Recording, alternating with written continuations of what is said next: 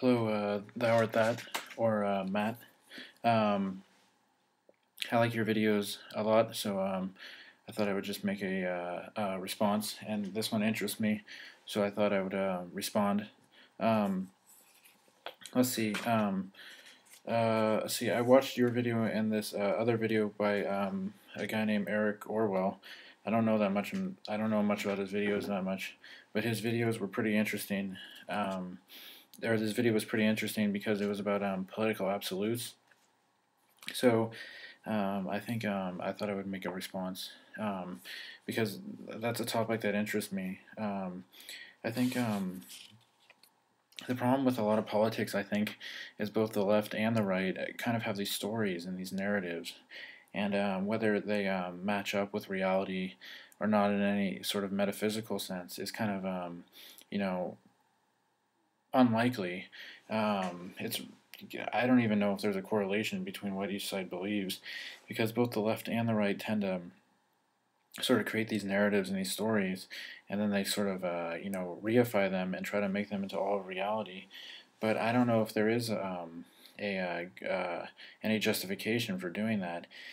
But then both sides sort of get this sort of like epistemic certainty about what they believe, and there's really not much justification for it. And and then what happens is you see this all the time in YouTube and the regular world also, is that there's sort of this bandwagoning effect. Both liberals sort of have sites and people that they like, and then conservatives have sites, and or religious people have on YouTube and in the world, and atheists. There's a big atheist community on YouTube, and then they sort of bandwagon off each other. And if there's any dissension, they all just gang up on those on people that disagree with them and sort of ostracize them and just criticize them heavily. But I think um, there's no reason to believe that your story is the right story. It's just a story or a narrative among many other stories out there.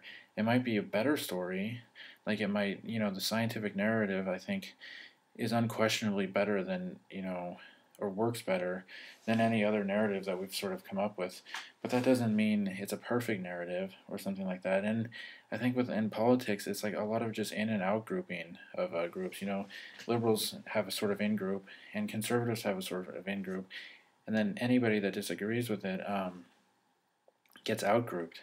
And then I think the thing is with YouTube, it it kind of turns into a spectacle often. And conservatives just kind of bunch together, and the liberals bunch together, and then they all just kind of repeat the same story that they've sort of come to believe in, and whether that's metaphysically true or not, kind of doesn't matter, because oftentimes it kind of turns into like an ego game. And then so I was thinking about the Gettier problem in epistemology, and even if somebody's right about something and they have a justified true belief for why they're right, you could your justified true belief could still be wrong. And so like in politics or something, yeah, you might be right, but you might be right for the wrong reasons. You just don't know. And so there's really no epistemic certainty or grounding for anything. And I think this is a huge issue when we're talking about sort of ideology, whether it's conservatives or liberals or Marxists or libertarians or whatever somebody's beliefs are, or if somebody's a Christian or an atheist or whatever they are, the epistemic grounding for whatever you believe is really not existent. And so I think taking like something like a hermeneutical approach to these things and realizing, yeah, your culture, language, upbringing, and just your experiences are influencing you so heavily that to talk about things with certainty, I think, especially in something like politics, where it's really overdetermined, there's way too many factors, I think really limits us in what we can say we can know. And I watched one of your other videos lastly, and I think you mentioned a really good point, and I think in one of your other videos, and it was about what's more important than having beliefs. It's like trying to think through the consequences of one's beliefs. You know, so you think about the consequences of your narrative or your story that you tend to tell yourself. And so like I think with something like in politics, like there's a lot of argument about how big the government should be or how many social programs we should have. And so thinking like, oh, okay, how many social programs should we have? What are the consequences of having more government or more social programs? That might mean it might mean that people that are disadvantaged will have more help, but could it also mean that there could be more abuse among social programs because it's just we're expanding that? And does that mean that we have to have more accountability for social programs? And if we have less social programs, does that mean people that are being hurt economically, are they going to have harder times? What are the consequences of that? And so I think thinking about consequences, like you mentioned, is a really important aspect of thinking through like different ideologies and different narratives that we tell ourselves. Since um,